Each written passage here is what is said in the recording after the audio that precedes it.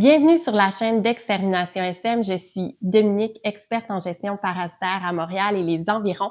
Et aujourd'hui, on parle de souris. On est au mois de mars en ce moment. Plusieurs d'entre vous pensez que c'est terminé, vous êtes à l'abri pour ce qui est des souris, mais c'est plutôt faux. En fait, souvent, les infestations qui ont débuté même durant l'hiver ont passé inaperçues et c'est maintenant que ça explose.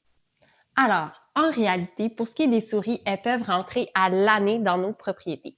Mais c'est sûr que durant l'hiver, il y a une prévalence parce qu'il fait froid et elles veulent se mettre au chaud. Sauf que rendu au printemps, si la problématique qui est arrivée durant l'hiver est passée inaperçue, clairement, vous n'allez pas passer à côté durant le printemps. Pourquoi? Parce que le taux de reproduction est tellement élevé qu'un plus grand nombre de souris, donc un plus grand nombre de bruits, un plus grand nombre d'excréments et la possibilité de voir des petites souris. Alors, quels sont les signes de présence à l'intérieur d'une maison ou d'un logement? Bien, premièrement, vous pouvez entendre des bruits, parce que, veux pas, les souris circulent dans les vides de murs, donc vous pouvez entendre des petits grattements. C'est totalement commun et normal dans une telle situation. Deuxième chose, les souris produisent énormément d'excréments par jour. Ils n'ont pas un contrôle intestinal comme nous. Bref, vous pouvez voir des excréments dans plusieurs endroits, mais c'est certain que les endroits clés, ce sont la cuisine et la salle de bain. Pourquoi? Parce que c'est les zones d'eau et les zones de nourriture. C'est sûr que si vous avez chambre froide ou des endroits, salle de lavage également, où il y a de l'eau, ça peut être plausible également. Donc, les excréments de souris, pour les distinguer, ils ressemblent à des petits grains de riz noirs. Alors, des excréments de rat vont être vraiment plus gros que ça. Et les endroits où on va les retrouver, c'est souvent en dessous de l'évier, justement, où il y a la tuyauterie qui passe, derrière le four, parce qu'il y a la grosse prise électrique. On les voit aussi derrière les électrodes, donc four, frigo, etc. Comme je disais aussi, les électrodes du style laveuse-sécheuse, c'est des endroits qui peuvent aller parce qu'il y a la tuyauterie qui passe également. Au niveau de la salle de bain, bien, ça va être souvent au niveau de la vanité, là, en dessous, ce qu'il y a, encore une fois, la tuyauterie. Puis, ce qu'on peut voir aussi, l'indice infaillible, c'est voir passer des petites souris. Donc, à ce moment-là, les gens sont habituellement en mode panique. Mais ne vous inquiétez pas, il y a des solutions.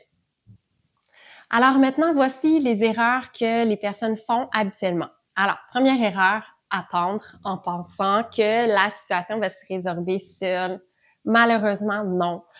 Comme on se disait au début de la vidéo, les souris se reproduisent extrêmement vite. Donc, ils ont 12 à 18 bébés par portée. Et ces petits bébés-là, 6 à 8 semaines plus tard, sont aptes à eux-mêmes faire des bébés. Donc, ça se multiplie assez rapidement. Donc, attendre, il n'y a pas de magie en extermination, il faut porter des actions. Deuxième chose, les personnes qui vont mettre des pièges. Et là, faites attention, on voit de tout sur le terrain. Les pièges à souris sont quand même assez petits, mais il existe aussi des pièges à rats qui sont vraiment plus gros. Donc, les gens utilisent un ou l'autre, c'est pas vraiment adapté. Il y a aussi les pièges qui sont collants. Donc, il peut arriver même que l'animal se décolle.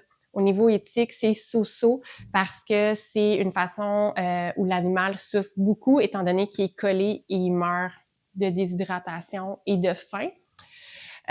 Donc, c'est ça. Ces éléments-là, pièges collants, pièges mécaniques, c'est pas efficace, surtout quand on a une infestation qui est installée depuis quelque temps. Pourquoi? Ben, on s'est parlé tout à l'heure du taux de reproduction. Ben, c'est pas vrai qu'on peut attraper des souris, 12 à 18 souris, une après l'autre. Non. Le temps que vous en attrapez quelques-unes sont déjà en train de se reproduire. Donc, ça, c'est la deuxième erreur. Mettez pas de pièges. Même nous, en tant que professionnels, on n'utilise pas les pièges, c'est pas efficace.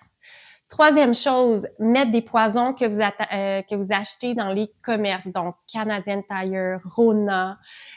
Malheureusement, ce poison-là, ben, le Santé Canada doit faire en sorte qu'il n'y a aucun danger pour le consommateur. Donc, le taux d'efficacité est très, très faible. Vous pouvez aller voir sur Internet là, les recherches qui ont été faites par rapport à ça. Donc, il y a 5% d'une population qui meurt avec ce produit-là. Donc, les souris vont manger le poison et il y en a 95% qui, ça va faire absolument rien. Fait qu'il y a seulement 5% qui va mourir. Là, vous comprenez que, ben, on va pas éliminer complètement une population avec ça. Alors, bien sûr qu'il existe une solution.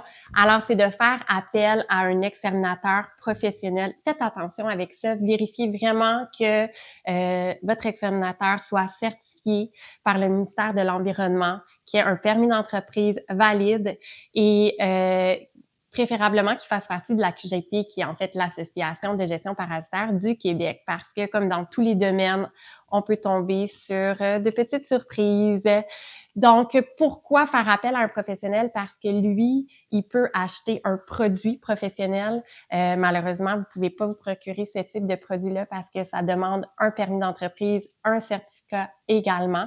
Il faut faire attention à la façon qu'il est disposé parce que oui, pour la souris, c'est qu'une petite bouchée, mais quelqu'un de mal intentionné pourrait s'occuper du chien du voisin. Et on veut pas ça, bien sûr. Donc, si jamais vous avez une problématique en ce moment, vous pouvez me joindre sans problème. On peut vous aider avec ça à Montréal et les environs. Mon lien est en description. Et abonnez-vous, mettez la petite cloche, un like, c'est toujours apprécié et ça nous permet de faire des nouvelles vidéos et de vous aider. Alors, je vous remercie pour votre écoute. À la prochaine!